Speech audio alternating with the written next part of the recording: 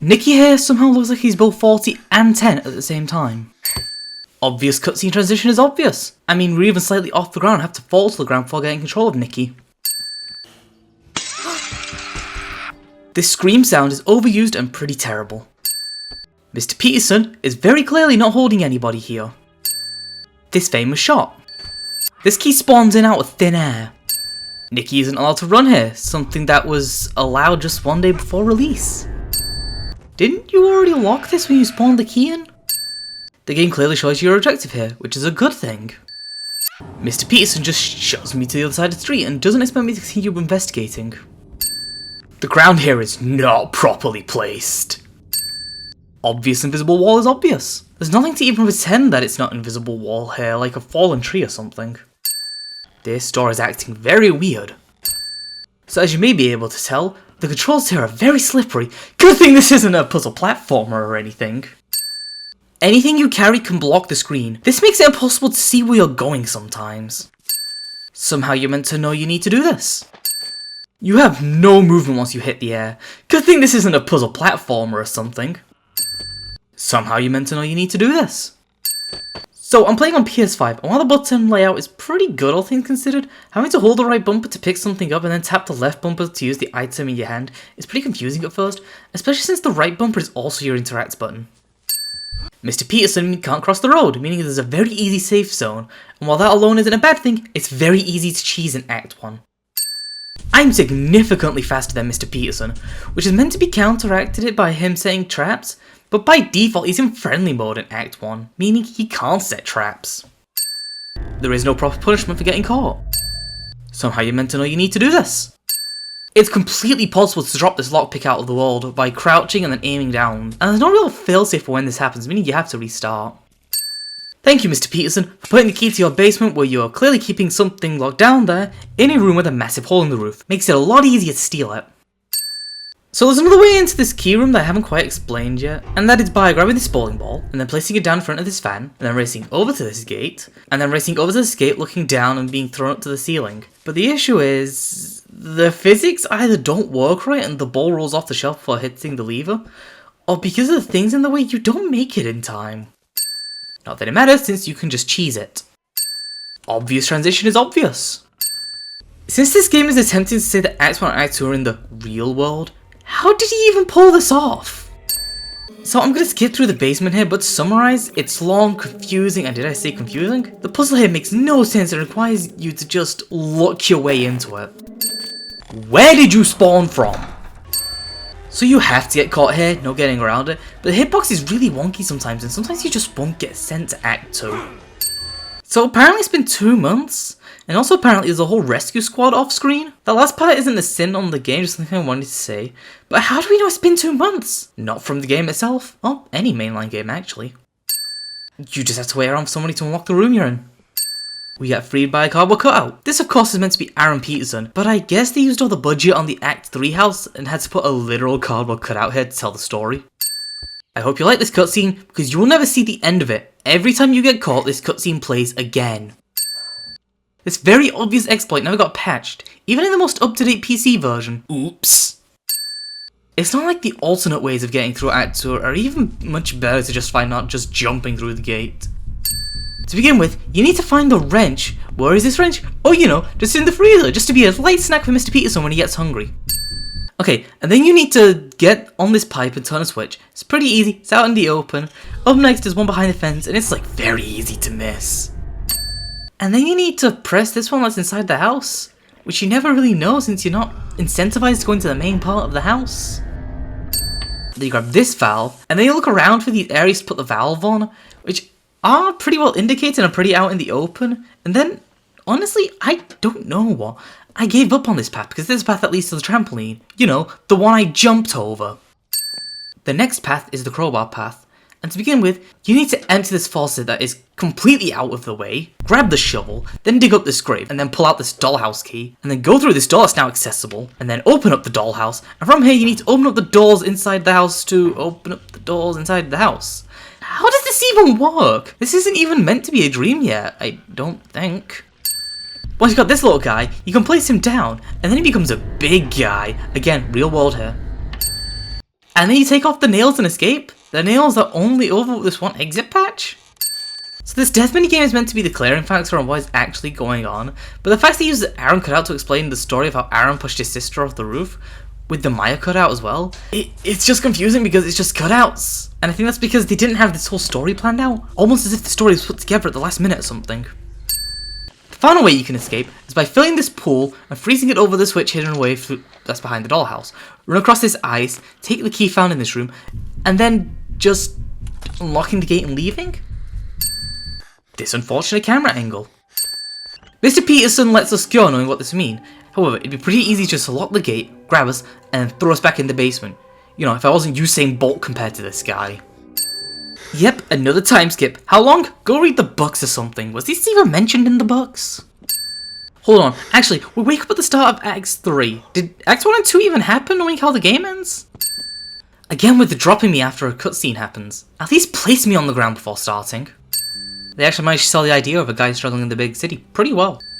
2 in a row? Well, I really like that this game makes its own scramble cipher looking thing, just along with the art style. It's one of the most defining things about the series. It's possible to think about this franchise without thinking of the scramble cipher, or the art style. We did not age well.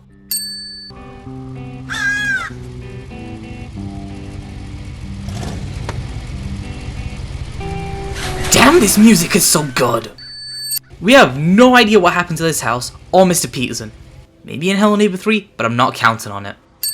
Suddenly the thing!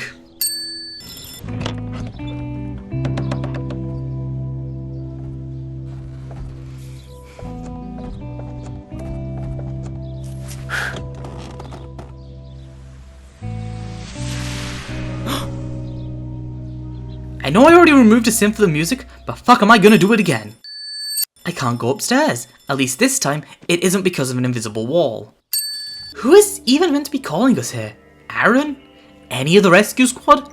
Mr. Peterson himself? And now the dream sequence starts. Well, this makes sense, it's been around since Beta 3, but the problem is Acts 3 simply doesn't matter. And yet, is the majority of the game because of...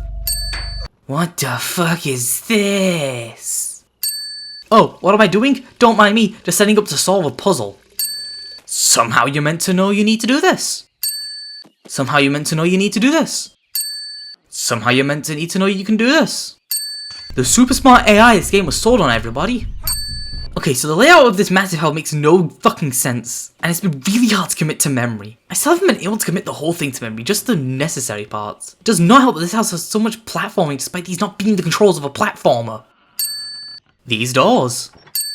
Okay, so Fair Supermarket is probably the best minigame, and it's for the best, it's the first one most stumble into. The idea is simple. Grab the items you find within the other carts. You can crouch to turn invisible, and that's not bad. However, the main issue is that the invisibility is never taught to the player. When you crouch, you turn invisible to the mannequins, even if they're chasing you. But that's not actually how that ends up working in the main game. You can only go invisible before Mr. Peterson locks onto you. Afterwards, it's useless.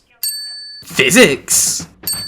I gotta give them some credit, at least they fixed the jump. It would have been nice if they fixed the whole character controller, but hey, a fix is a fix. Throwing objects through walls was a real puzzle solving element. So this umbrella proves they could have fixed the character controller, because when gliding with it, you're simply able to move in the air with it.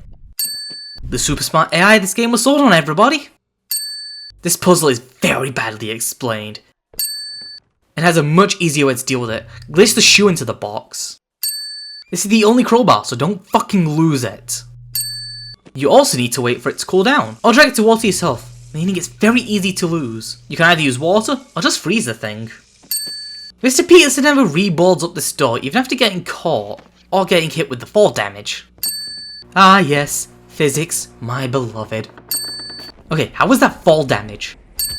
What even happened here? This house continues to make no sense. Someone you meant to know that this door is your key to getting into the train room, unless you walk across the tracks here, but unfortunately thanks to this game's character controller being ass, you won't get to walk across the tracks here.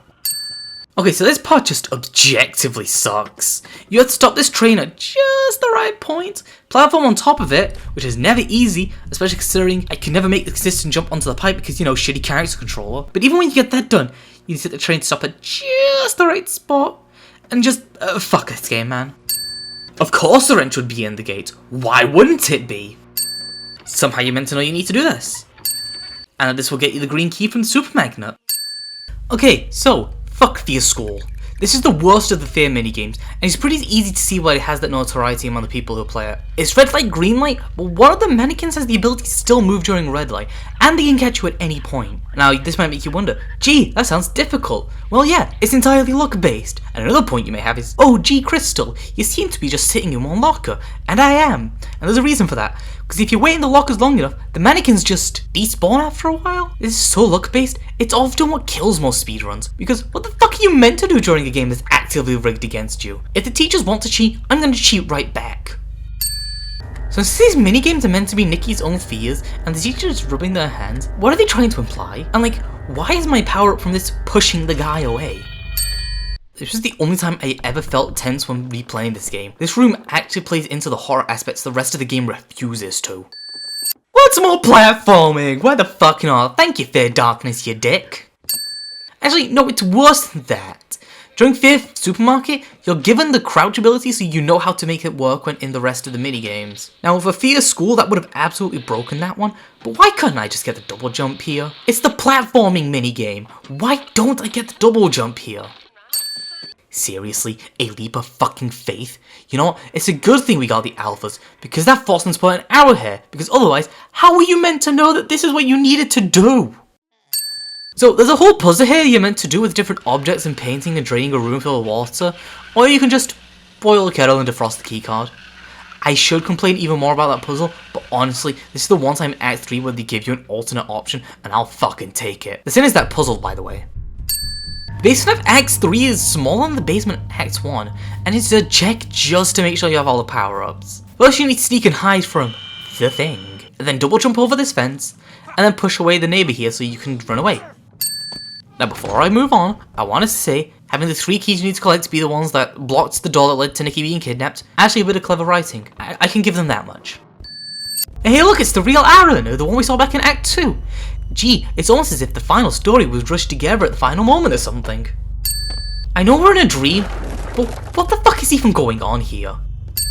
Okay, so we have a giant Mr. Peterson and he's just vibing. Okay, so let's talk about this for a second.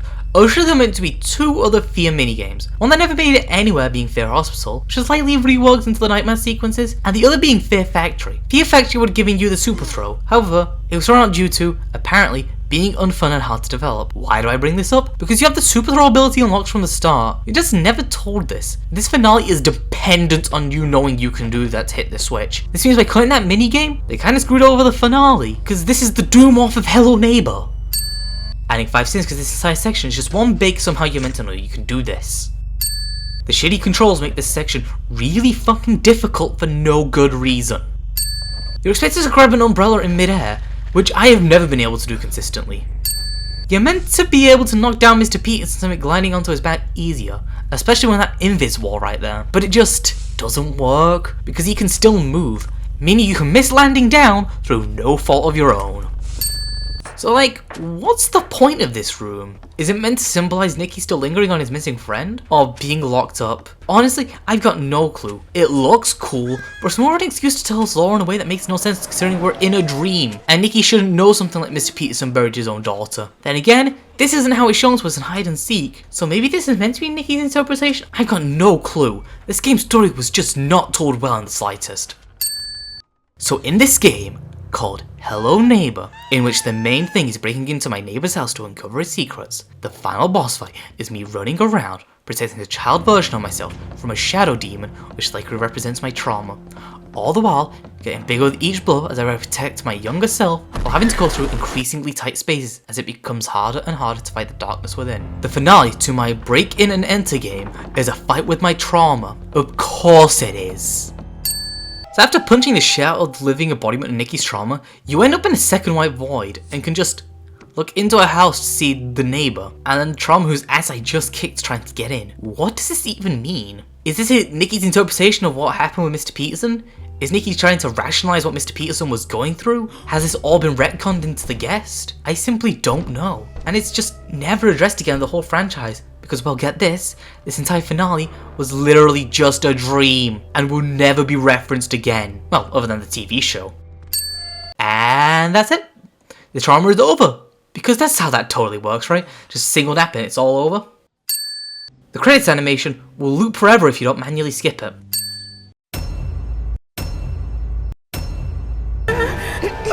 Hello, neighbor?